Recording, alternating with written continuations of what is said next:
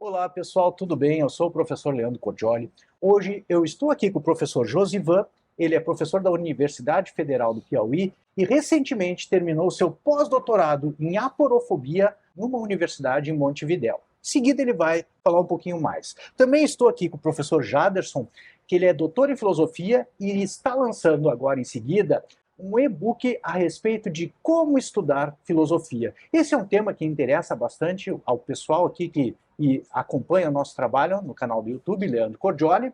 E estamos aqui na Livraria Página, que apoia o nosso podcast e nos cedeu esse espaço maravilhoso no meio de tanta cultura e a quem gostaríamos de agradecer. Não deixe de passar aqui na Livraria Página, no Shopping Praia de Belas, em Porto Alegre, que eles têm muitos livros interessantes. Inclusive, você pode acessar, eu vou deixar o link aqui na descrição do vídeo, o catálogo deles pelo WhatsApp, que eles vão ser muito gentis e atender vocês. Tem alguns livros meus, inclusive, que estão disponíveis à venda aqui.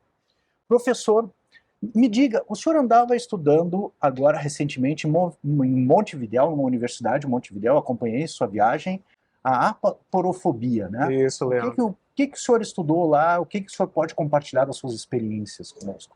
Ok. Bom, inicialmente saudar ao Jaderson, né? Nos doutoramos juntos ali em 2015 na PUC, né, do Rio Grande do Sul. Saudar ao Leandro. A gente está sempre aí em sintonia, rede social, e também acompanha um excelente trabalho que você vem fazendo, sobretudo em filosofia do direito. Eu acho isso de muita importância, porque você sai dos muros da universidade e começa a dialogar com umas pessoas que pretendem se aproximar, entender, ou mesmo se aprofundar no tema, né? Então, Leandro, a minha formação, né, eu tenho um mestrado, eu sou do Ceará, né, então meu mestrado foi em filosofia. Eu sempre trabalhei com filosofia do direito e teorias da justiça, né? Graduação em filosofia? Graduação também em filosofia, pesquisei sobre direito internacional, um Kant e Hegel, um comparativo. Depois, no mestrado na Federal do Ceará, eu pesquisei sobre a paz perpétua de Kant, eu defendi ali uma hipótese de pressupostos morais, jurídicos e políticos para alicerçar a ideia de paz perpétua em Kant, e defendi ali que se tira um deles, rui o projeto kantiano para a paz perpétua. No doutorado, e aí a gente se conheceu, né, no doutorado na PUC, eu pesquisei sobre justiça em Kant. Depois, um pós-doc em 2018 na PUC, aí já fui para a teoria crítica, Honneth, trabalhar ali os potenciais normativos e limites do direito a partir de Honneth. E agora, como você bem colocou, eu terminei agora em março um pós-doc sobre o tema da aporofobia, que é a aversão aos mais pobres, né? Então, ali no grego, aporos, a ideia de aqueles que não têm recurso, né, que é traduzido como pobre, e a fobia como aversão, enfim, tudo isso que se tem. Então, eu continuo no campo da justiça agora com inflexão mais social, né? Então, um ano de pós-doc, afastamento da UF, para fazer essa pesquisa. E recentemente, né, eu consegui 3 meses para fazer a minha licença capacitação na URGS, para dar continuidade a esse tema, trazendo Rainer Foster a ideia de justificação normativa como crítica das relações arbitrárias, né, ou da dominação arbitrária. Bom, só um minuto, mas o senhor acabou de publicar alguns trabalhos sobre, né, que eu acompanhei. Estão disponíveis aonde que o pessoal pode? Sim, comumente eu coloco no meu academia.edu, né? Sim. Eu coloco os livros, por exemplo, o livro sobre a teoria no sentido grego que teorem, uma perspectiva, né, de justiça em Kant, está publicado em 2017.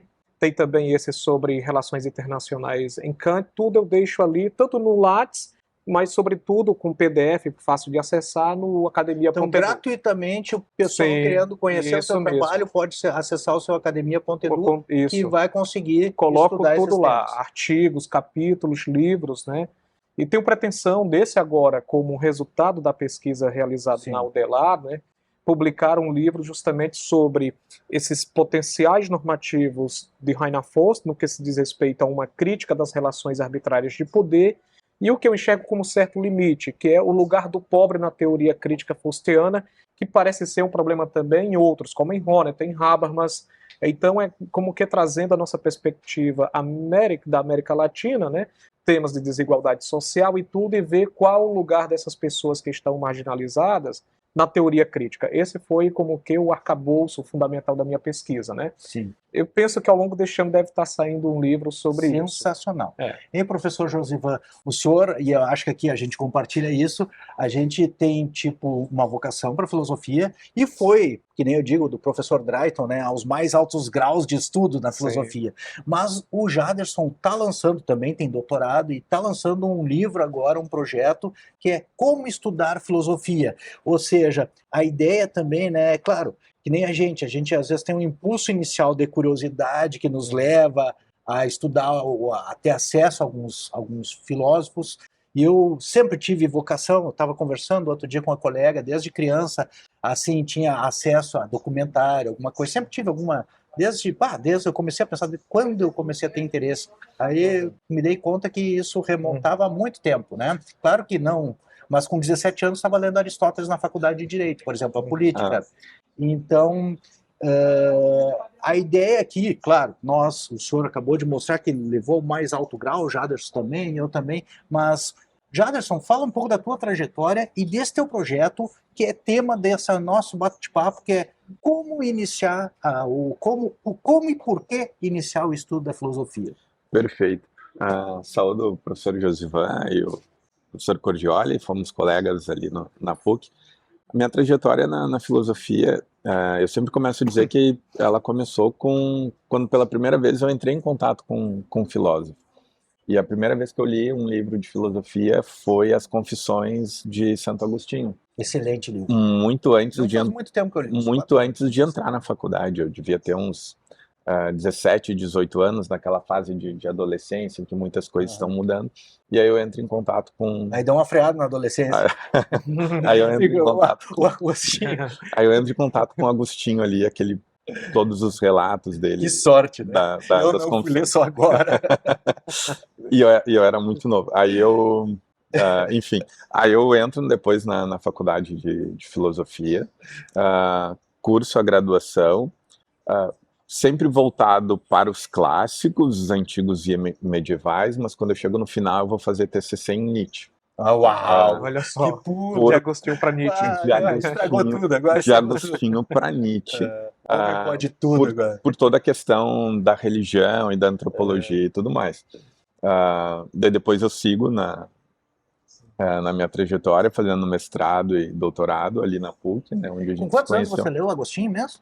Eu tinha uns 17, 18 anos. Pois é, isso já é um ponto, né? O pessoal que procura o meu canal diz: professor, sugestão de leitura, quero ler Tomás de Aquino. O que eu leio para ler Tomás de Aquino? Lê Tomás de Aquino, cara. Não tenha medo dos caras, porque você pega um autor que nem Agostinho, cara, é uma delícia de ler, cara. Tem autor que é mais duro mesmo, né? Tem uns autores que são mais... Mas você pega Platão, tem os livros que são mais duros, mas tem uns mais acessíveis. Aristóteles, a mesma coisa. Isso. Agostinho e Tomás de Aquino, esse pessoal, né? Como tem alguns modernos mesmo, eu estava vendo aqui, eles têm Michael Sandel. Sim, né? Tem Justiça, que é fazer a coisa certa, né? Exato. O Sandel que foi um dos autores que eu estudei na tese de doutorado, né? Mas é interessante essa ponte, porque o Sandel é o cara que você vai ler aquele livro dele, que é a tese de doutorado dele, criticando o Rawls. Cara, que livro doído. É o livro duro. Mas, assim, tu tem que ter uma cabeça filosófica, uma formação para ler. Agora, se você pega a Justiça, o que é fazer a coisa certa, volta e meia pega o meu pai ou algum familiar lendo, cara, e assistindo os vídeos que estão disponíveis no YouTube, e é um negócio apaixonante e interessante, né? Que desperta o interesse, né? Com toda certeza. Então, eu tinha esse interesse ali na filosofia. Depois, na nível de pós-graduação, eu vou para a ética e para a filosofia política, especificamente as teorias de justiça, mas sempre com esse olhar voltado para o ser humano, né? E agora, depois, né, mais recentemente, então, tenho recebido muitas perguntas, assim, muita gente interessada, porque acho que deve acontecer com a gente que se dedica à filosofia, quando as pessoas perguntam em qualquer situação, assim, e a gente fala, eu sou professor de filosofia, as pessoas ficam meio curiosas, assim, né? E eu conheço muitas pessoas interessadas em filosofia, que talvez não queiram seguir a trajetória acadêmica que a gente seguiu, mas que ainda assim tenham interesse em ler esses grandes clássicos e tudo cada mais. vez mais, concordo plenamente contigo, mas acho que ainda tem aquele meme, aquele que saiu naquele da filosofia, né? Tipo, tem um cara infartando na rua, diz, por favor, algum doutor. Aí ele disse, aqui, eu sou doutor. O senhor é doutor? Sim, doutor em filosofia, né? Então ainda tem um meme. Isso quer dizer assim, pô, o cara não estuda nada, assim, né? Ele tá no plano das ideias. Mas isso já acontecia com Tales de Mileto também, né? Ele vivia olhando pro céu e caindo nos buracos da terra, né? Mas o próprio Tales provou isso na Ética, Nicômaco é a figura que o Aristóteles retrata, mas ele provou na política, Aristóteles retrata de outra forma. Ele diz assim, vocês estão gozando de mim? Ah, é? E aí ele usou o conhecimento dele filosófico para enriquecer, né? Aplicou um princípio, que é o princípio do monopólio, e aí quando todo mundo estava plantando, ele viu que os armazéns de armazenagem dos grãos estavam vazios, estavam para alugar barato.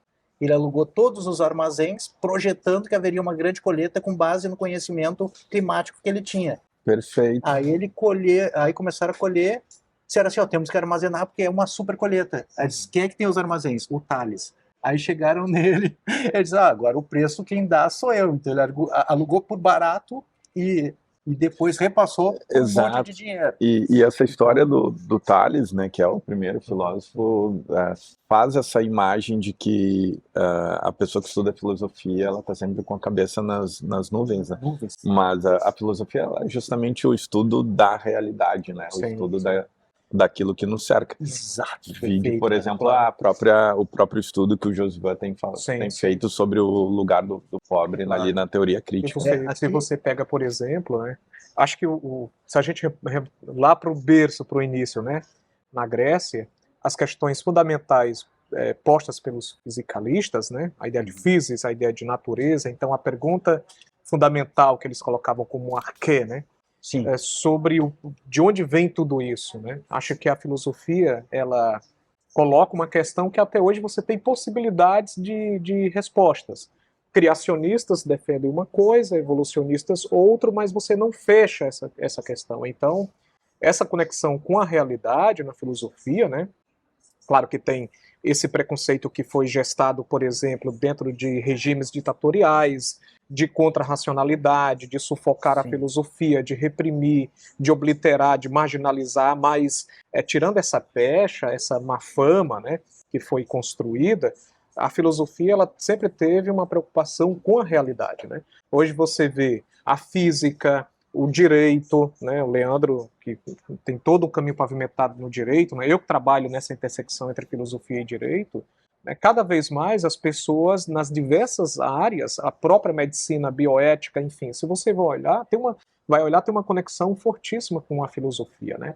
Então não só a questão da realidade, né, mas os temas são muito caros à reflexão filosófica. Então, a questão cartesiana de colocar a própria filosofia como a mãe de todas as ciências é porque, se você olha, está na base a reflexão filosófica, né? Então, as próprias questões que nós temos hoje sobre inteligência artificial, questões voltadas para a bioética, entra a questão da autonomia. Então, você coloca todo um conjunto de conceito filosófico à mesa para reflexão. Então, e se você olha, né, as pessoas que são muito competentes na área do direito, na área da medicina, na área tecnológica, elas têm toda uma inflexão na filosofia, né? Então, no nosso tempo, eu lembro, Leandro e Jaderson lembram bem, né, que é muito comum os nossos professores atuarem na filosofia e no direito, tanto na graduação como na pós-graduação, mestrado e doutorado, né? E terem ali colegas fazendo toda essa inflexão interdisciplinar. Então, a filosofia, né, ela está muito mais do que presente na nossa realidade, né? Porque... se tu me permitir, só para fechar a ideia dele, eu acho que isso que tu colocou é maravilhoso, aliás, no nosso tempo de doutorado, de doutoramento, e eu acho que você até estava fazendo um pós-doc lá, mas na PUC, né, quando a gente estava doutorando, você pegava lá, tinham alguns colegas da filosofia, como você, por exemplo, mas tinha um monte de gente da psicologia, do jornalismo, a Sabrina, do direito, de outras áreas. E eu acho que, assim, um primeiro ponto, por que estudar filosofia? Bom, primeiro tem uma questão de afinidade. Segundo, tem uma questão, que nem a do Tales de Mileto, que é uma questão prática mesmo, né? Isso. Assim, afinidade e curiosidade num outro nível. Né? Assim, eu comecei a estudar filosofia profissionalmente depois de me aprofundar no estudo do direito e ver, eu digo nos meus vídeos, né? Eu estudava o direito, que é como as pessoas devem se comportar na sociedade, mas chega uma hora que não está funcionando direito, aí tu quer saber como é que o direito deve se comportar. E aí não é mais o direito que responde, mas aí é a filosofia que começa... Não tem um direito do direito. Sim, aí tem exatamente. a filosofia do direito vai dar essas respostas. Se me permite, Leandro e Jaderson, ajuda bastante a doutrina do direito de Kant, que é uma de 1797, né? Da fundamentação da metafísica dos costumes, eu acho, né? A segunda parte. Eu estou colocando a doutrina do direito mesmo, né? Que faz parte da metafísica dos costumes, né? Isso. Ali isso, o Kant defende justamente isso, essa relação entre direito e filosofia, né? Com uma ideia mais ampla de justiça. O direito, por si só, ele não é capaz dessa autofundamentação, né? Então ele tem que sair dessa concepção autorreferenciada e beber de toda uma fundamentação filosófica. Não é à toa você ter justamente, alguns fazerem essa relação muito bem feita entre o que é direito e o que é justiça, né? Então, quando você tem hard cases, os problemas difíceis, por exemplo, na área do direito, você apela a um conjunto de argumentação que pode apelar para princípios fundamentais. Então, como fundamentar a ideia do direito? A fundamentação do justo. Então, você tem todo um conjunto, né, autores, inclusive, John Phineas, Rawls, Kant, Habermas, Honneth, Reinhard Foster, por exemplo, que você pode fazer todo esse diálogo, né? Então, é como eu falei, a filosofia, quando se pergunta, né, o porquê estudar filosofia, ela é mais necessária do que nunca, né? Você tem todo o embasamento, por exemplo, ao se pensar, liberdade de expressão, Estado de Direito democrático. Você olha, tem a base disso, a todo contributo, uma contribuição filosófica. Você, por exemplo, pega um Thomas Hobbes, pensar a ideia de Estado. Você pensa a ideia de Estado sem Hobbes? Você pensa em Estado de Direito sem Kant? Você pensa em Estado de Direito democrático, deliberativo, sem um Habermas, a ideia de deliberação. Então, as evoluções para a democracia comunicativa, trazer outras questões sociais sem filósofos e filósofas. Não, então, e pessoas que rompem com essa camada de preconceito, de pensar que filósofo é aquele que está numa torre de marfim isolada, elas se dão conta, de fato, que elas ganham profissionalmente, elas ganham enquanto ser humano, à medida que fazem toda essa aproximação de ler, né? Então, acho que essa nossa discussão é de fundamental importância, porque a gente abre os olhos das pessoas justamente para esse movimento filosófico de sair da caverna, né? Aí lembra aqui o mito da caverna de Platão, né? Então, o próprio sair da caverna é uma ação prática. Perfeito. Que é para melhorar a sociedade. Você pode interpretar isso pedagogicamente. Epistêmica, tudo. Científica, mas perfeito. também... Você sai justamente das trevas às luzes. Essas luzes, né, a própria ideia de iluminismo, lumen, essa lumen é a razão. Se você, por exemplo, pensar uma categoria fundamental para linkar com a filosofia, é racionalidade. Então você pode... por que nós temos tanta violência, tanto preconceito, tantas injustiças, tantos problemas no mundo? O filósofo ou a filósofa se pergunta sobre isso, né? E diz que pode dizer que isso é um problema de um não devido exercício da racionalidade, né? Uma tradição da ética das virtudes, por exemplo, alicerça bem isso que nós estamos jogando aqui como tese, né? Então, esse é um ponto que mostra o quão é fundamental a filosofia para não só o bem-estar da sociedade, uma sociedade estável, mais respeitosa do ponto de vista democrático das relações, como também pessoalmente, né? O impacto que um Santo Agostinho, que você leu aos 17 anos e que hoje revisita, né? O impacto que outra pessoa se aproxima de uma obra filosófica é enorme, né? Porque a filosofia permite essa gama de reflexão que é diferente de você dizer 1 mais 1 é 2. Não, há toda uma questão que evoca a sua autonomia, a sua criticidade, a problematização da realidade. Então, esse sair da caverna, ela vem, eu acho isso interessante de Platão, que isso é um clássico, por isso que é um clássico. Jamais vai deixar de existir, porque é justamente esse processo que a gente deve fazer enquanto indivíduo, né, enquanto pessoa, né, singular, enquanto sociedade. E enquanto busca de sentido também, né? Porque a gente estava falando antes da filosofia como o pensar sobre a realidade, que em última instância é o pensar sobre a nossa vida, né? Sobre as circunstâncias que nos cercam, né? A filosofia é a coisa mais importante que qualquer pessoa pode estudar na vida, independente da área, né? Ótimo. Eu estava lembrando, enquanto o Josivan falava também, do Aristóteles na Metafísica, dizendo que os homens começaram a filosofar agora como na origem por causa da admiração, né? Do espanto, né? Dependendo isso é filosofia, né? Isso é filosofia. E é essa admiração, esse espanto que vai levar o ser humano a pensar sobre isso. E, no fundo, esse pensar, as grandes respostas vão ser encontradas na filosofia. Sim. E ainda que não tenha uma resposta pronta, dada. Né, eu queria retomar esse ponto mais adiante, né? Então, eu queria fechar isso. Por que estudar filosofia? Depois, como iniciar? Mas esse teu ponto do espanto, quando a gente falar o que é filosofia, talvez a gente pudesse retomar e explorar, porque existem várias facetas desse espanto, né? Mas, então, assim, fechando um primeiro ponto aqui, por que estudar filosofia? Claro, tem uma questão de vocação, de inclinação, de curiosidade, de espanto diante do mundo, porque a filosofia é mais do que qualquer coisa, do que um estudo, é uma postura diante do mundo. Perfeito. Uma postura reflexiva, mas vamos retomar isso que você falou agora. Mas, fechando assim, por que estudar filosofia? Tem uma questão especulativa de curiosidade, mas tem uma questão que você chamou muito bem a atenção, e agora ele também chamou, que é uma questão prática, né? A gente, a partir da filosofia, é capaz de, por exemplo, mudar, que você citou, as estruturas políticas, as estruturas, constituir novas estruturas e instituições jurídicas que vão melhorar a sociedade ou vão proteger a sociedade das arbitrariedades ou autoritarismo.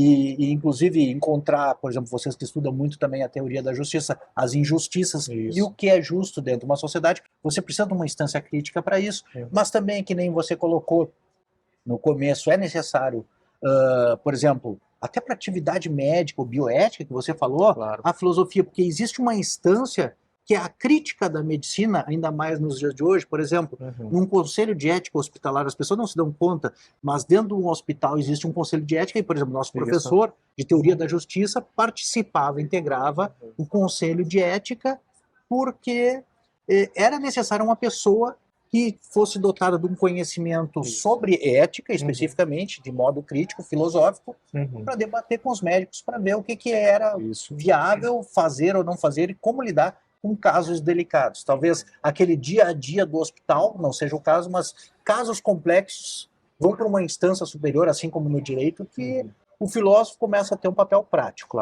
Agora, então, por que estudar filosofia? Acho que a gente tem uma questão até especulativa, mas também tem um papel prático e um papel na sociedade. De necessidade, né? De necessidade. Algumas áreas, elas não conseguem responder essas questões por si mesmas, né? Até pelo próprio escopo, né? Você pega, por exemplo, a medicina, você tem um conjunto de instrumental, de técnica direcionado para isso. Então, quando chega a um certo limite, nesse caso exemplar da bioética, você tem toda uma necessidade, aí não é a questão meramente de interesse, mas é necessário, né, um jurista, um filósofo, né? E aí você coloca os vários conceitos que se trabalham na filosofia. Por exemplo, em Kant, autonomia, fundamental para a bioética. Outras questões, conceitos como cuidado, né? Outra questão evocada também da bioética. Então, Leandro, você coloca muito bem, há interesses pessoais, subjetivos, há questões de necessidade. Então, a filosofia, por isso que eu digo, ela está mais presente do que nunca com uma necessidade da sociedade, né? Acho que é do indivíduo. Então, a gente só ganha. O Jadson colocou isso muito bem, o ganho.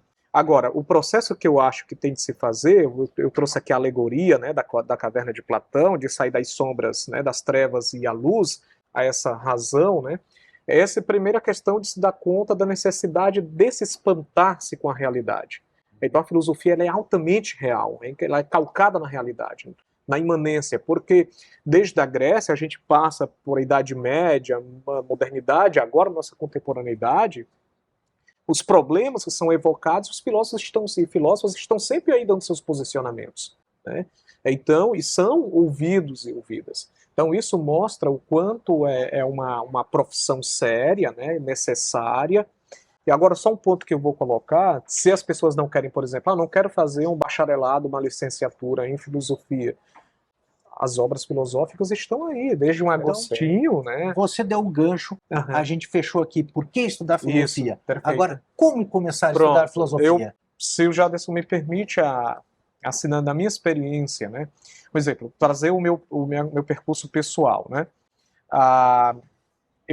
A minha filosofia veio porque eu estudei para ser padre por 5 anos. Então isso era óbvio, eu fazia tanto filosofia como teologia, era uma necessidade, né? Sim, no seminário, né? Então, mas desde o ensino médio já tinha todo esse recorte e interesse pelas humanidades, pelas ciências humanas. As questões sociais eram como que a plataforma do meu trabalho, né? Então, eu me aproximei como campo da justiça social. Esse caminho foi pavimentado. Então, quando você vai para o como, a questão é o que lhe faz despertar um interesse pela filosofia. Tem gente que vem por uma necessidade ou pelo interesse, né, por uma curiosidade, né? Então, alguns por uma questão mesmo mais de lógica, que é uma área da filosofia, uma questão epistemológica, que é a teoria do conhecimento. Outras por questões práticas. Um exemplo, trouxe aqui o livro do Michael Sandel, você coloca temas altamente concretos, que as pessoas leem e vão dizer, puxa, um filósofo fala sobre isso, a gente vê quanto toca a vida real. Então, isso ativa o gatilho do interesse de aprofundar-se mais, né? Então, esse como vem, e aí eu acho que o ponto que você colocou, Leandro, é de fundamental importância, perdendo o medo, pegando o livro e se aproximando, né? Lembro que o Habermas recentemente deu uma entrevista, as pessoas perguntam sobre justamente essa deficiência de leitores, né, no mundo, né? Então, como que um esvaziamento, as pessoas estão ali numa questão do X, do antigo Twitter, de coisas mínimas, sem reflexão, um trecho curto, então, como que questões automatizadas. Não, nós temos que romper com isso. E a filosofia traz essa necessidade. Então, esse como vem justamente de ir ao encontro da obra, né? E não ter medo, desde que você... Agora, questão didática, como eu faço, né? Na minha experiência de 10 anos de servidor público federal na UF, professor de graduação, mestrado e doutorado. Na graduação, eu coloco esses temas básicos, fundamentais, né?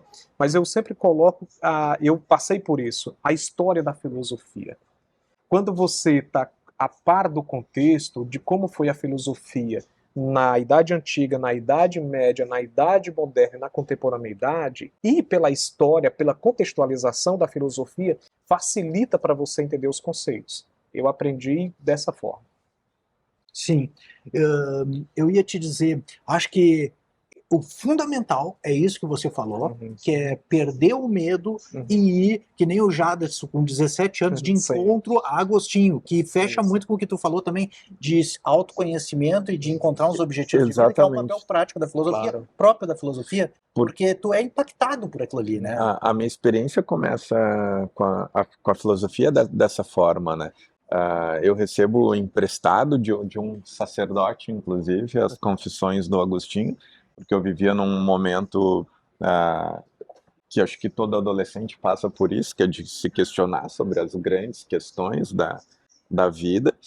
E conversando com esse sacerdote, ele pega na estante lá e me dá, lê esse livro. E aí eu leio. Eu já tinha... De novo, né? Que sorte! Eu tinha recém concluído o ensino médio e eu não sabia exatamente o que eu ia fazer da minha vida. Eles têm uma versão, inclusive aqui na livraria, a página das Confissões, excelente a tradução. Livro que eu comprei, Minhas Confissões. Cara, quando chegou na minha casa era pocket, era desse tamanho. Cara, que dor! Eu tinha que comprar um e-book, ler no e-book, sublinhar no pocket para poder citar depois, cara. Sim. Que dor, cara. Aqui eles têm uma que eu já mostrei no livro, mas por favor. E eu começo a ler o Agostinho justamente nessa perspectiva. E por isso que eu acho que, respondendo como estudar filosofia, né, a gente tem que ir nas grandes obras, né? É claro que eu tive uma pessoa que me escutou, que me orientou, e eu recém tinha concluído o ensino médio, eu concluí o ensino médio, eu tinha 16 anos, eu não sabia o que eu queria fazer. Aliás, da vida. Uma sugestão, né? Quem quer começar estudar filosofia. Confissões é um bom começo, né? É um Livre-arbítrio, do Agostinho, também é um bom começo. É um bom começo. As E obras de Confissões, Platão. alguns diálogos de Isso. Platão que vão ter aquela narrativa.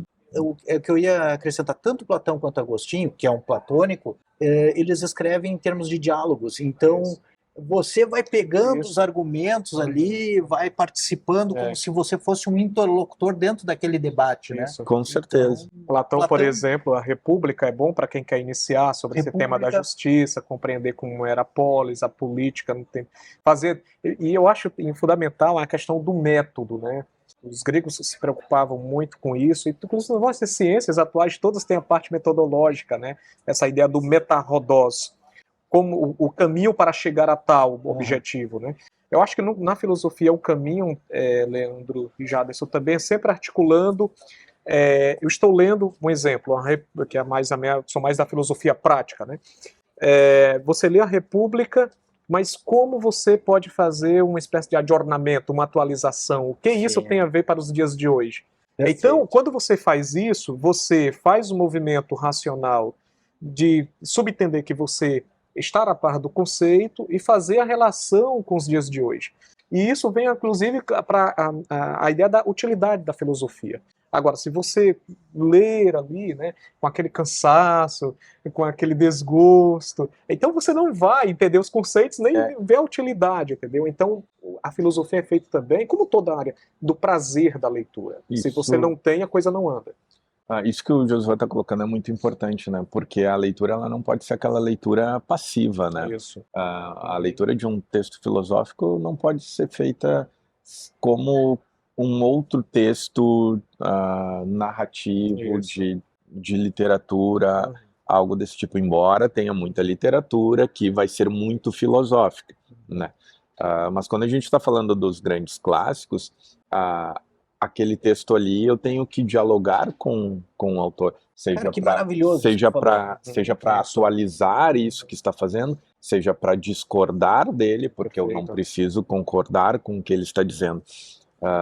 E até em questão de formas de fazer essa leitura, né? Então é importante. Eu gosto de marcar, como tu lia no e-book, e marcava lá no Pocket, a marcação dessa leitura é importante para fazer essa interlocução com o autor. Então, e só para outra coisa que o Josué colocou que é muito importante é situar isso dentro da história da filosofia, né? Eu diria que são as formas como eu aprendi a estudar filosofia, né? Em contato direto com a fonte, com o autor. Isso não vai, obviamente, impedir com que eu tenha contato depois com comentadores e vá aprofundando, mas em grande maioria dos textos a gente consegue ter esse contato direto com o autor, né? E com a história da filosofia, né? O contato com o autor ele é mais prazeroso quando esse texto é Confissões do Agostinho, é um diálogo, o banquete do Platão falando sobre o amor, ou algo desse tipo, né? Não recomendo que ninguém comece com a fenomenologia do espírito do Hegel, né? Aí não vai ser esse contato, pelo menos na minha opinião. Mas do Platão acho que dá para recomendar também, que eu sempre passei para os meus alunos, o Eutífron, Críton e a Apologia de Sócrates, que são textos curtos e muito interessantes também, e que colocam a gente nessa situação que você coloca, que eu acho que é fundamental, né? Que é você dialoga com o texto e reflete a partir do texto. Na verdade, ler um livro de filosofia é como conversar com aquele filósofo. Isso. Ou seja, não é uma atividade, não é uma passividade. Isso. Porque eu me lembro, tinha um amigo meu, uruguaio, e ele era um cara, um colega meu, né? Ele era um cara muito tranquilo, e aí eu me lembro que ele chegava na casa dele 4 horas da tarde, estava dormindo, nós fazendo mestrado junto, e aí ele disse, não, porque eu estou na vida contemplativa. Eu disse, meu querido, o negócio é contempla ativa, não contempla passiva, sabe? Tu tem que estar engajado, é uma atividade da alma, né? É uma atividade da pessoa. Você não é uma passividade. Se você entra numa aula de filosofia, assiste um vídeo de filosofia, ou ler um livro de filosofia de uma maneira passiva ou de uma maneira dogmática, né? Olha, Platão falou isso, eu não vou discordar. Isso. Você já está errado, cara. É antifilosófico. É antifilosófico. Uma filosofia né? antidogmática. É essa postura reflexiva ou essa atitude de admiração diante do mundo, né? Eu olhar o que todo mundo olha e diz, isso aqui é um copo. Já nós olhamos e já pensamos, mas será que é um copo, né? Ou, né? A gente parte... Claro que para um objeto simples chega a ser meio caricato, mas se você pega uma instituição, você pega os pobres na rua, no caso uma realidade social, e te distancia e pensa como a sociedade lida com isso e como as pessoas interagem com essas pessoas e qual é a posição dessas pessoas na sociedade, e depois, num segundo momento, propõe soluções para isso. Claro. São coisas muito mais complexas. Perfeito. E Leandro, você me trouxe um ponto importante, inclusive conectar com o tema do autor que eu já assisti no doutorado, que é John Rawls, né? Sim. Eu acho que a filosofia traz uma questão fundamental também, que é a ideia de razoabilidade. Se constrói relações justas, equitativas, razoáveis, né? Quando a gente tem a ideia de respeitabilidade, né? A filosofia, ela traz isso, se você coloca, por exemplo, tem sido uma grande discussão o que fazer com as pessoas que estão nas ruas, né? Então você pode ter, obviamente, pessoas que concordem, que discordem, que deve fazer isso ou aquilo. A questão é o plano de argumentação, porque se isso vai para o âmbito da violência, já quebra com o crivo da razoabilidade. Então a filosofia tem outro benefício fundamental para a sociedade, que é a ideia de suplantar, substituir a violência pela argumentação. Né? Sim. Então você tem um país polarizado, com a ideia de ódio, então a filosofia é avessa a isso. Então como nós podemos construir relações mais saudáveis? De modo que você tenha a posição A, você B, C, a gente discorda, mas no plano argumentativo, sem pegar facas, revólveres e matar um ao outro. Então a filosofia ela tem uma questão prática numa construção de uma sociedade mais dialógica também. Eu ia te dizer, eu não tinha me dado conta desse papel da filosofia, concordo 100% contigo. Me remete muito à questão da paideia grega. Isso, perfeito. Só que não é só, porque... digamos assim, a paideia já é um mito, já é uma cultura que está sendo, um ethos que está sendo transmitido, né, para formar o cidadão, mas, tipo assim, a ideia de nós juristas é que o direito ele serve para pacificação da sociedade, senão vamos entrar em conflito, tipo quase o Hobbes, assim, tá bem? Então, se não tem o direito, a gente não consegue ser melhor que a violência, né, e a astúcia. Agora, o que acontece? Né? Precisa dessa base da lei para, a partir daí, construir a liberdade e a justiça. O que acontece? De fato, você tem razão, tem uma instância que é superior a isso. Claro. Porque hoje em dia já está provado que o direito não consegue... Não consegue... Esse foi o meu tema de pós-doutorado, do primeiro. Ah, é? Eu trabalhei justamente sobre, a partir de Honneth, os potenciais normativos e os limites do direito. O Honneth, numa base de eticidade, de vida ética, em Hegel, né, a ideia de Sittlichkeit, né, o Honneth vai defender justamente a tese que a coesão social não se resolve inflando o mundo de leis, de legalismos, etc. Sim. Você tem essa dimensão jurídica, mas é necessário também retomar o papel ético da construção da sociedade. Então você trabalhar a ideia de respeitabilidade. Então, se eu sei que eu devo te respeitar, não é preciso sobrecair uma legalidade dizendo... obrigando a questão coercitiva que eu devo fazer isso. Perfeito. Então, assim, por isso quando eu trouxe aqui a nosso ramo aqui, que é a filosofia do direito e teorias da justiça, né? Você pode alinhar o trabalho filosófico com o trabalho do direito, e isso serve de modo grandioso para a construção de uma sociedade.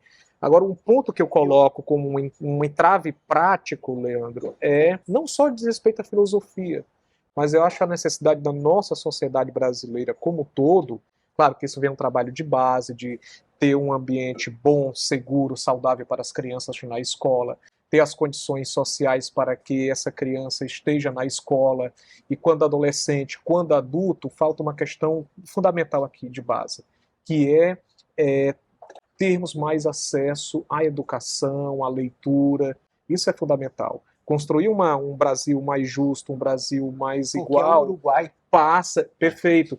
É isso, no Uruguai você passa ali, você vê pessoas nos barzinhos, nas livrarias, lendo, discutindo ideias. Nós temos que ter. Eu acho que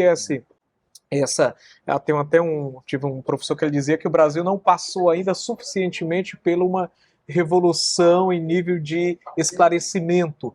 De fato, veja só, nós temos problemas e nós vamos apelar para a violência, é sinal que nós não passamos por essa Aufklärung, por esse movimento de iluminismo, que a razão que vai ser a métrica de nós chegarmos a um acordo, ou mesmo a um desacordo, entendeu? Sim. É sem apelar para a violência. Então a filosofia, eu acho que por que estudar filosofia, o como, é se perguntando como nós podemos transformar as nossas relações, que são relações arbitrárias, de dominação, de violência, em relações racionais e sob padrões argumentativos voltados para a construção de sociedades Sim. mais justas.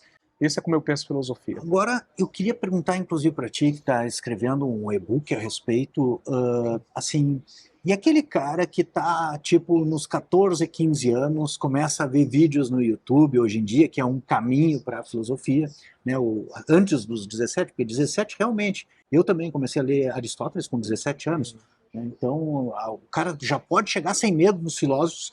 Pode ter uma certeza também, né? É porque o cara pensa assim, mas professor, eu li e não consegui entender. É que o cara quer entender, tipo, 100% do Platão, sei lá, 100% da Ética Nicômaco. Eu já li 50 vezes a Ética Nicômaco, não sei em quantos idiomas. Comprei mais uma versão esse ano, que saiu, sabe, que é bilíngue, português e grego, saiu pela 34 esse ano. Vou reler esse ano e não sei 100%, né, cara? Sim. Tu tem que chegar sem medo, mas com uma atitude de humildade e ao mesmo tempo de admiração e de reflexão, né? Tu tá ali como um ativo, julgando os argumentos do cara para ver se é plausível. Mas vamos dar um passo mais assim, um passo antes disso, né?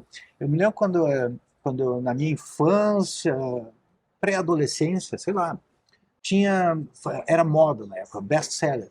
O Mundo de Sofia, por exemplo, né? Sim. Ou tem um outro livro que depois me apresentaram, A Escada dos Fundos da Filosofia. Ano passado até reli alguns capítulos para discutir a respeito da vida do Kant, que é muito curiosa, né? Então, são livros que não... E tem outros livros aí, mas me vem à cabeça esses dois, né? O Mundo de Sofia é um romance, só que ele se dá e ele vai apresentando ao longo da história os filósofos e suas principais ideias, né? Então, tipo assim, um pré-adolescente lê esse livro e vai começar a pegar gosto e depois vai querer saber quem é o Platão, quem é o Aristóteles.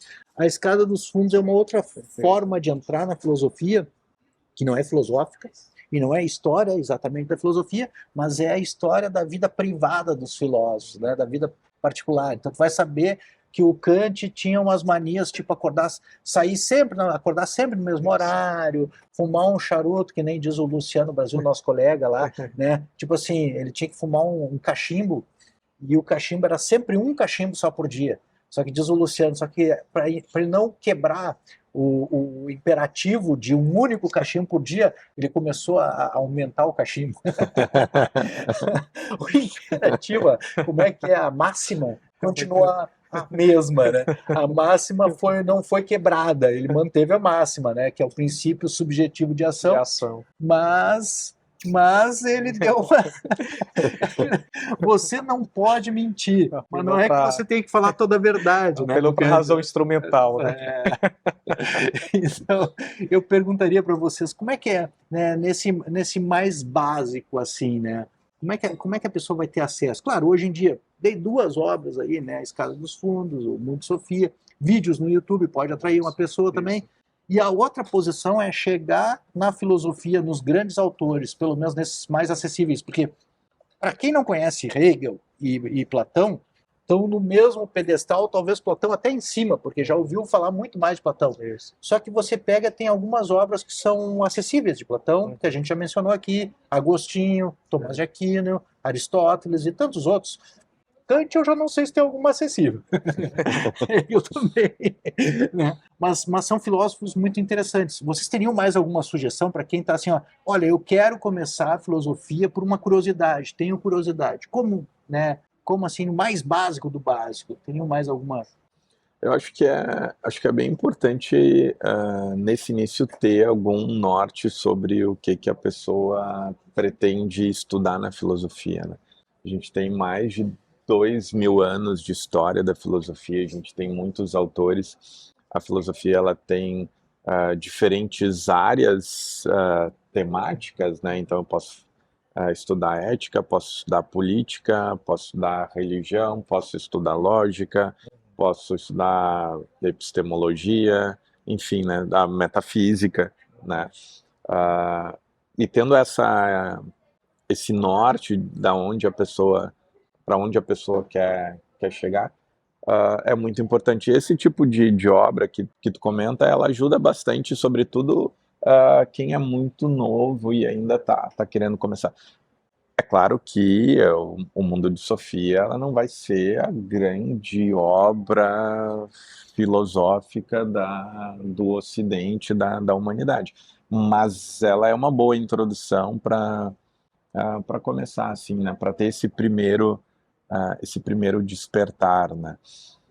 Outra coisa importante que a gente pode considerar também é o estudo a partir da história, como a gente já mencionou, e também outras obras que vão levar a filosofia, né? Obras que talvez não sejam dos grandes autores, né?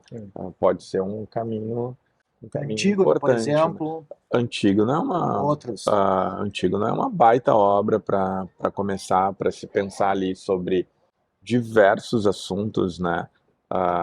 Me vem Antropológicos, políticos, jurídicos também, né? É que só para fazer uma distinção aqui, Antígona não é uma obra filosófica, é pré-filosófica, ela na verdade Exatamente. é uma tragédia, mas a ideia da tragédia, ou seja, ainda não há uma aplicação da razão, ou tipo, ela apresenta o quê, mas talvez não os porquês ainda, é uma racionalidade, mas é uma racionalidade pré-filosófica, né? Os filósofos dão um passo além que em Antígona, nas tragédias, ou não está ainda, né? Na poética não está ainda, né? Agora, ela faz você, a partir daquilo ali, refletir a respeito das leis justas, leis injustas, né? Da tragédia da vida humana mesmo, né? Se nós somos senhores de nosso destino, ou os deuses são senhores do nosso destino, tem vários tópicos ali que o final da Antígona nunca sai da minha cabeça, né? É palavras altivas trazem castigo atroz. Idade ensina prudência, ou seja, aqueles que são altivos, no final, vão se dar mal e vão ser dobrados pelas suas próprias palavras. Né? Porque nós temos um grande ramo de histórias que nos levam a refletir. Né? Eu estava pensando agora também no Senhor das Moscas, né? Sim. Pode não ser uma obra estritamente filosófica do ponto de vista dos grandes autores, mas ela nos leva até aquela atitude filosófica, aquela atitude reflexiva que vai nos despertar. Eu acho que agora e vai nos levar para frente. Tu chama um ponto que a grande literatura, esses clássicos de literatura, que nem tu tinha falado agora há pouco, tem sempre um fundo filosófico, ou você pode encarar eles de um modo estético, mas também de um modo filosófico, ou seja, partir daquela história, daquele romance, para uma reflexão. A ponto de todos esses romances distópicos, tipo 1984, sei lá, tem vários ali, agora que eu não me lembro, tem uma coleção ali de... Admirável Mundo Novo. Outro ponto, Leandro, também, a relação entre cinema e filosofia. Os filmes, né? Maravilhoso, então, maravilhoso. Assim, como essa sua pergunta é importante, né? Acho que a gente já está como que esse caminho para a conclusão. Eu acho que, primeiro, depende da faixa etária, né? Você colocou, acho que um exemplo aí de uma pessoa ainda jovem, né? Jovem, exatamente. Depende do pressuposto, por exemplo. Se ela vem já com uma bagagem, né, de leitura, né? Eu acho que ela pode ir, por exemplo, para uma República de Platão para entender como é que se pensa a justiça e a política naquele dado contexto, ter uma visão crítica, tentar como que vincular como é hoje, entendeu? Agora, se você está como que iniciando, acho que as obras, os livros de iniciação à filosofia, a introdução à filosofia que dá todo o mapeamento conceitual, né? Você lê um livro de introdução à filosofia, né? Você lê também um outro de história da filosofia, eu acho que já fica ali calcado o pressuposto para você ir a uma outra obra, entendeu? Porque se você vai direto a uma obra, se você já não tem os pressupostos, você pode como que ter uma repulsa. Isso não é só na filosofia, em qualquer área, né? Primeiro você tem um método é fundamental, né? Eu tenho um objetivo, qual é o método? Agora, você tem além disso, hoje, no mundo da inteligência artificial, uma pessoa coloca ali o que é filosofia, né? Quais são os principais teóricos de tal área e dá ali, né? Eu não vou citar a inteligência artificial A, B ou C, mas dá ali, por exemplo. Então hoje está na palma da mão, é diferente do nosso tempo, né? Você não tinha acesso a praticamente nada disso. Então tem filmes, tem livros introdutórios, tem toda a contextualização de livros de história da filosofia. Eu acho que também, eu, por exemplo, lá na Universidade Federal do Piauí, se chega uma pessoa e diz assim, olha, eu não quero frequentar a universidade, eu já sou formado, mas eu sei que você é professor aqui de filosofia, pode indicar tal livro? Entendeu? Acho que conversar com quem já tem uma caminhada ajuda, né? A gente está aberto a isso. Agora, o ponto que você coloca, que é importante, é uma questão socrática até, e com uma humildade socrática. Quando é dito para o Sócrates que ele era sábio, ele diz, eu não sou sábio, mas eu sou um amigo, né, da sabedoria, daí a palavra filosofia, né?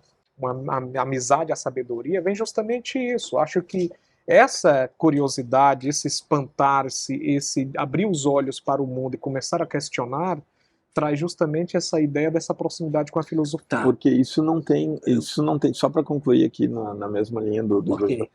isso não tem idade, né?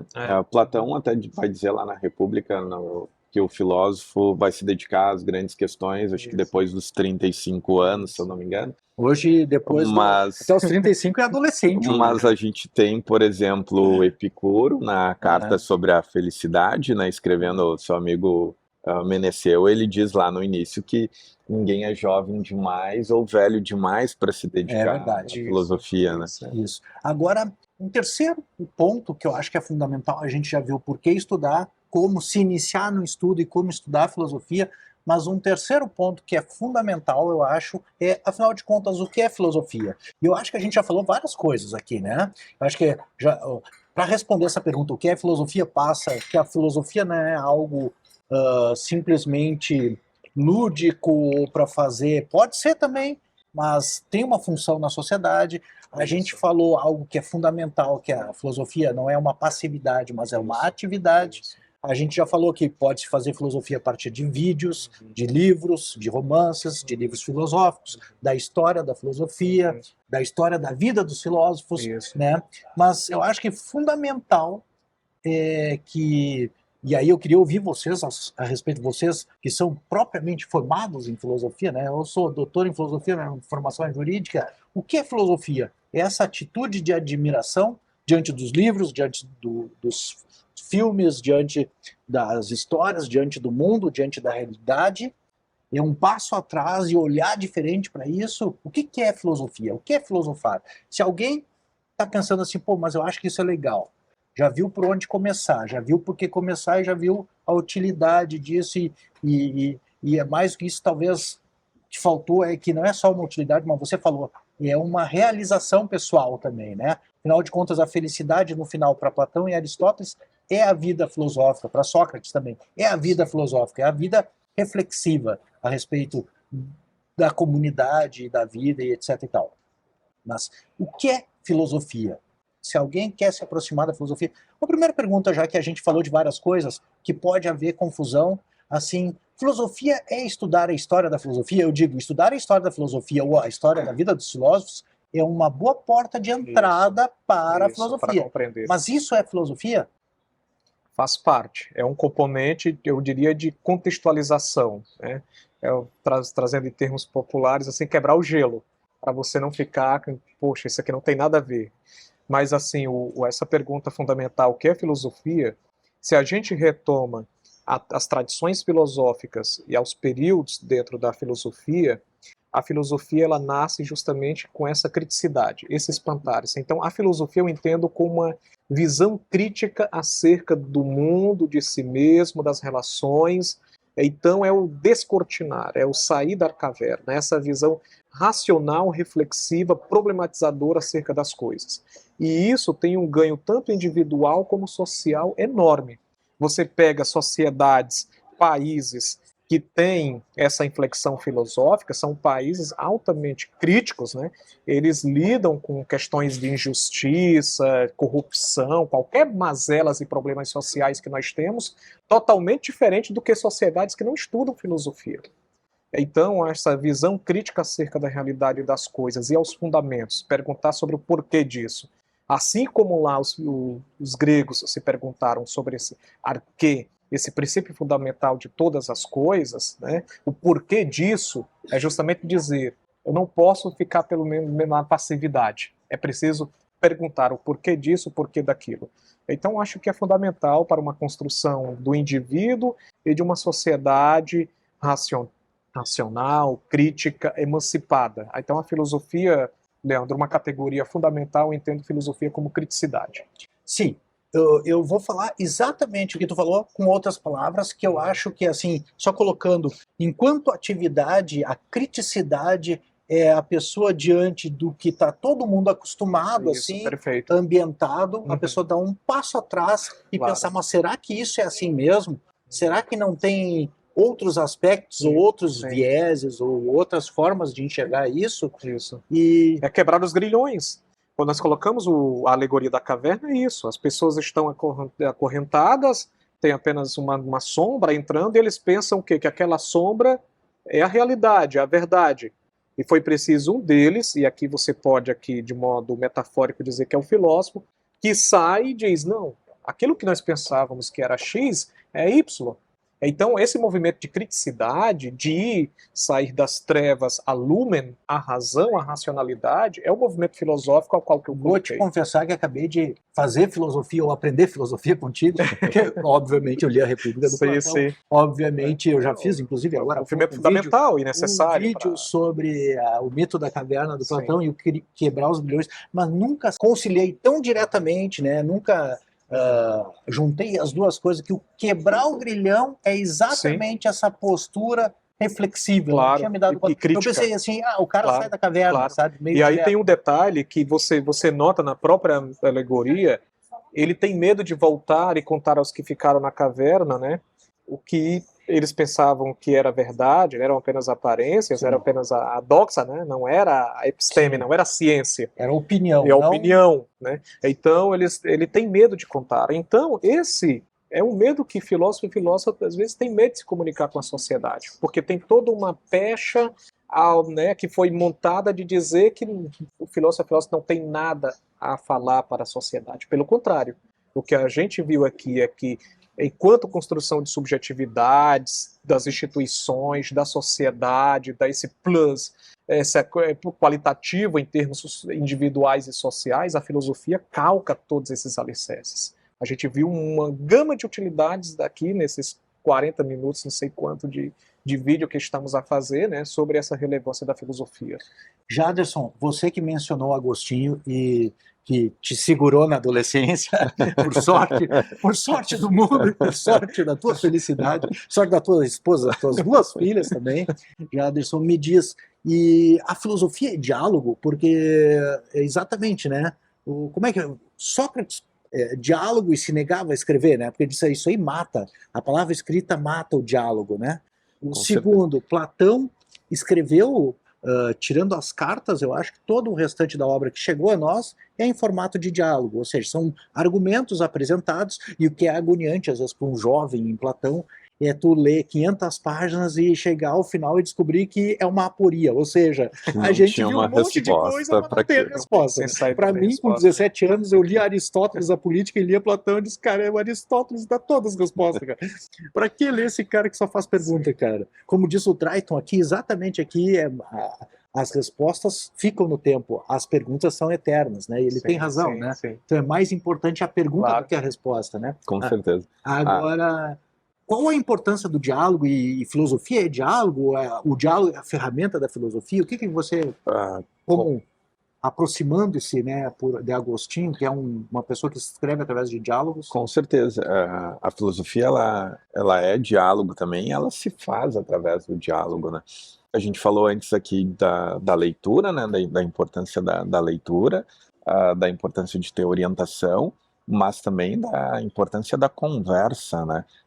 Seja o diálogo com o autor, seja esse diálogo Sim, que nós sim. estamos fazendo aqui, né? Isso é indispensável para a filosofia, né? O José comentava antes de que o filósofo não é aquele que está preso numa torre de marfim, né? Pelo contrário, se estiver, ele precisa descer para conversar com a sociedade, né? E a maneira de se fazer isso é através do diálogo, né? Através do questionamento, né? É assim que começava a filosofia lá com Sócrates, né? Ele saindo às praças públicas e questionando as pessoas, né? Através do diálogo, que é uma das fases do método socrático, né? Então ele saía às ruas e perguntava o que é o bem, o que é a justiça, o que é o amor. E as respostas iam sendo construídas, né, a partir das perguntas, né? Tu acabou de comentar da pergunta como sendo principal e fundamental, né? O saber perguntar é muitas vezes tão mais importante do que as respostas que vão ser dadas, porque muitas vezes a filosofia não vai dar uma resposta única. Eu vou dar uma resposta, o Joseph vai dar outra resposta, tu vai dar outra resposta. E isso aconteceu ao longo da própria história da filosofia, né? Muitos grandes filósofos nunca chegaram a um acordo para responder, inclusive, a pergunta que tu nos fez, né? O que é a filosofia? Né? Grandes autores discordavam quando iam pensar a respeito da disciplina, né? Ou da filosofia num sentido mais amplo, eles discordavam sobre o que seria a filosofia nesse sentido. Me parece, inclusive, que nesse caso, assim, só reunindo o que vocês colocaram aqui, me parece que exatamente o diálogo, se não é a filosofia, e a filosofia, essa postura crítica de dar um passo atrás, ela se desenvolve, pelo menos, se não é parte da própria filosofia, é uma das ferramentas da filosofia, ou ela se desenvolve para dar o passo à frente, romper os grilhões, através do diálogo. Aí eu poderia ver assim, o diálogo consigo mesmo, como Agostinho nas Confissões ou Descartes, né, em que a pessoa reflete consigo mesmo de uma maneira crítica. Isso, evidentemente, é necessário já alguma maturidade e algum estudo, alguma cultura, para os argumentos que elas sejam sinceros e sejam qualitativamente bons, né? Segundo, o diálogo diante de filmes, diante de romances, diante de vídeos do YouTube, né? Ou seja, a pessoa pode assistir passivamente, mas pode refletir aquilo que está lendo e considerar, olha, isso está certo ou está errado. E muitas vezes, quando o romance é realmente bom, ele te apresenta alguma coisa com aparência de certo para te refletir e te dar conta contigo mesmo que aquilo estava errado, né? Um outro nível de diálogo, o diálogo com os autores da filosofia, por exemplo, ler um Platão, que nem o pessoal diz, o Platão, na verdade, quando você lê o Platão conversando, por exemplo, do Teteto com o jovem Teteto, você está vendo o Sócrates e não sabe quem é Sócrates, quem é o Platão, porque o personagem do diálogo é Sócrates, mas quem escreveu é Platão. Tem o Teteto, né? E o pior de tudo, na cabeça do Platão, assim, o mais complicado de tudo, é que ele escreve para você ler. Então ele sabe que você vai ler, então você é um personagem também, porque ele vai apresentando os argumentos de maneira que você reflita de maneira crítica a partir dele. Então não é um livro para você absorver passivamente, mas para você participar como um dos personagens, né, do reflexo. Então, e há, como você bem colocou também, o diálogo entre as pessoas, né, e os eventos acadêmicos, ou mesmo debate numa mesa de barzinho, ou mesmo gravar um vídeo e a gente conversar. Hoje mesmo, já aprendi bastante com vocês, né? Acho que assim, a gente já viu por que estudar filosofia, como estudar filosofia, como se aproximar, diversos níveis. Pode ser que o cara comece no mundo de Sofia, vá para o Agostinho na adolescência, dê uma freada. Eu fui para a política, no meu caso foi muito curioso, porque isso foi em 92, cara, a Constituição é de 88. e em 92 era a faculdade de Direito inteira e todo o Brasil comemorando a democracia. Sim. E aí eu li a política e o Aristóteles dizia assim, a democracia é a menos pior dos piores dos governos desviados. Ele diz assim, cara, os caras estão tudo comemorando a democracia e o cara está dizendo que a democracia é um governo desviado, cara, que é um governo corrompido, cara. E tá todo mundo dizendo, o que será de nós no futuro, né? Porque os caras que inventaram a democracia já sabiam que não era uma maravilha, né?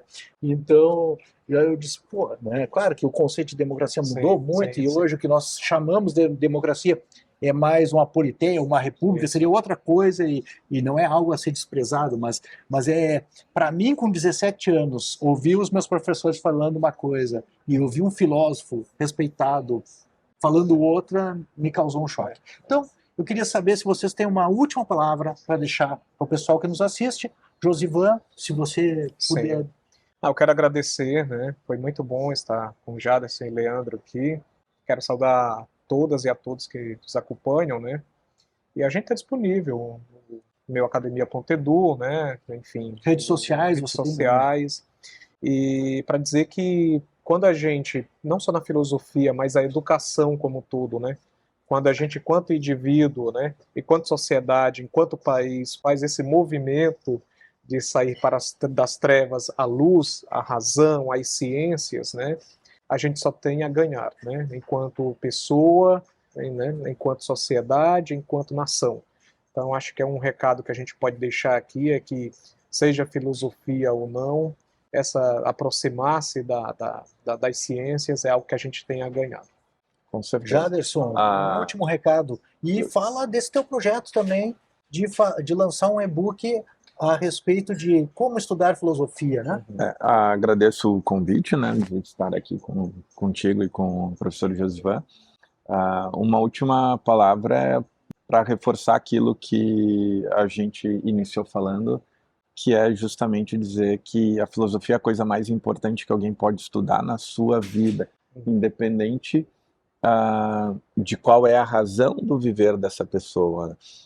Talvez quando a gente ainda é muito novo, a gente não tenha a dimensão de que isso possa gerar lá na frente, né?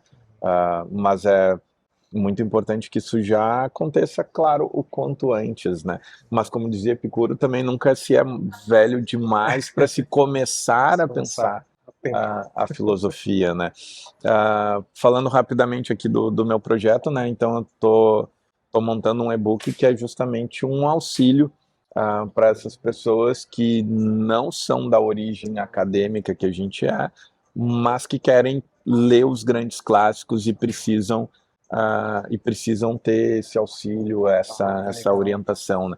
Então, o meu e-book vai contar com sinopses de livros, indicação de outros autores, vou estar lá dizendo se determinado livro é uma leitura fácil para iniciante, se não é, e eu espero que possa ajudar pode ser um quem grande tiver guia, interesse. Inclusive, para se iniciar na filosofia. Exatamente. A ideia principal é ser um guia para aquela pessoa que quer começar a se dedicar na filosofia. Por interesse, o cara a partir daí pode ser um grande caminho, uma grande porta de entrada para a filosofia também. Com certeza. E as tuas redes sociais, aonde que o pessoal pode te achar? O pessoal pode me encontrar lá no Instagram, jaderson.lessa, né? É o meu @. Falo bastante de filosofia, faço algumas reflexões por lá também. O pessoal pode me encontrar por lá e sejam muito bem-vindos lá nas redes sociais. Ok. Então, pessoal, vamos encerrando mais esse episódio do nosso podcast com essa maravilhosa conversa a respeito de como começar a estudar filosofia, por que estudar filosofia e o que é filosofia. Tenho certeza que vocês vão gostar. Procurem os professores nas redes sociais e no academia.edu para conhecer o trabalho deles. Um grande abraço e uma boa semana, professor Leandro Cordioli.